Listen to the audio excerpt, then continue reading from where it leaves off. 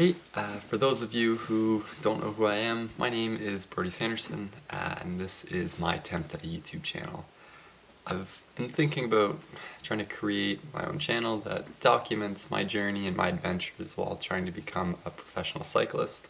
I know this idea isn't overly original, and there's countless other channels like this, but I'm more creating this for friends and family who might want to follow along and kind of see the behind the scenes stuff that is often forgotten about and not really seen, as well as just a place for me to look back on when I'm older to remember all the fun and all the adventures that I had.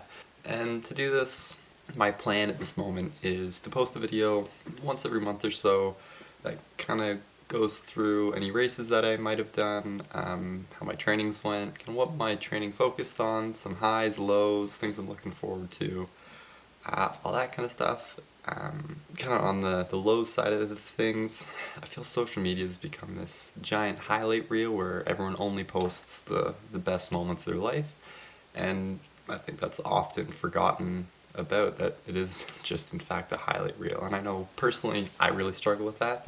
I more than often find myself comparing my life to the lives I see others living through their social media feeds, which isn't fair to anyone, and it's especially not fair to them. That's all the hard work that they put in behind the scenes is forgotten about. I'm just seeing the one moment that they share and they post to kind of boost themselves up.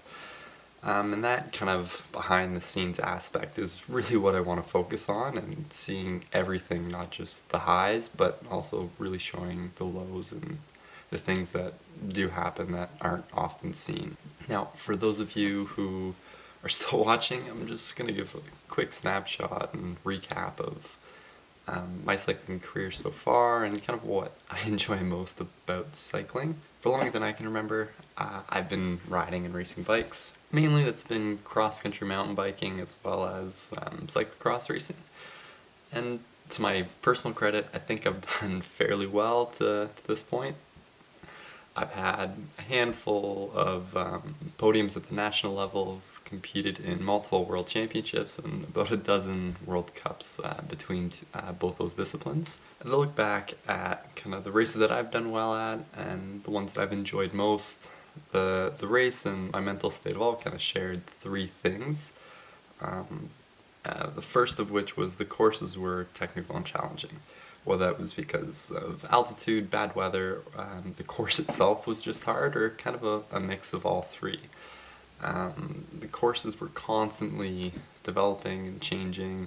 There was no one line that was fastest throughout the race. It kind of forced riders to stay on their toes and think on their feet and constantly change how they ride and how they attack sections. And finally, when I started the race and while I was racing, I wasn't in the mindset of I'm here to win, I need to do well, I want a podium, all that kind of thing. I was strictly there in that moment wanting to ride my bike and have fun and just go as fast as I can. It's more of like a personal challenge to see how much fun and how fast I could go. That might not be taken well. I know there's some people that have opposing mindsets to that, but that's really my personal opinion and just what worked best for me. Kind of comparing that towards my own riding style and the things that I love about cycling the most, it's really fitting that those were the times that I did well. I love riding new trail, I love hitting it flat out, just being on the edge of my seat in a sense, having to think on my feet, constantly pick new lines and kind of readdressing the situation as I need to. That even comes to trails that I know really well. I love kind of making them my own and riding them differently than other people might, or differently than I might have just a couple of rides before. And that thought has kind of been on the back of my mind for a while, especially since I kind of heard about enduro racing, which to me was a new sport a couple of years ago. On the surface, it looks like that enduro contains everything that I love most about cycling. Those three aspects we talked about most. There's a lot of rider knowledge that needs to be known, what your skills are, how much energy you have. There's a lot of kind of preparation that goes in behind the scenes, which is pretty cool in my personal opinion. But I've never really have had the chance to try it, even though I've been really intrigued by it. That wasn't until last fall. I thought I was pretty burnt up. I needed a bit of a break from what I was used to and thought this would be a perfect opportunity to try something new and kind of spread my wings a bit.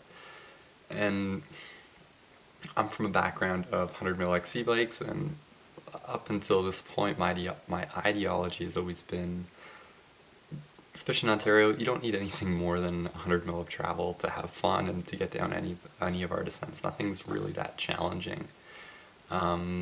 So going to enduro where bikes are bigger, they're more progressive, they're more designed to go downhill than just out and out efficiency. It's a bit of a change, and in my typical fashion of being very unprepared and doing everything at the last possible second. I bought a bike a couple of weeks before a race I planned on doing. Had no chance to get used to it or get settled into what this new bike would feel like, and just rushed down and kind of did the race. I managed to finish 13th in the Pro Men category, and after 6 stages and 31 minutes of racing, I was 2 minutes behind the leader, which I was not anticipating. That was a lot better than I was kind of planning and hoping to do. I had no expectations going in. This is more of a side note and a sidebar more than anything, but I was actually supposed to race the under 21 category as opposed to the Pro Men. I didn't, just because all the guys I was with were all older than 21, and I really wanted to ride with them because that's more what the weekend was about. But anyways, I actually would have finished second, only 10 seconds behind the leader, which is even more impressive in my first race, I think. But that's just a little detail for me to remember looking back at. Anyways, this kind of bit of a story and explanation is alluding to the point of me trying to say that I really want to focus on enduro racing and cyclocross racing in the 2021 season. I'm not going to completely stop racing XC. It's just my priorities have shifted, and this is really what I want to do now.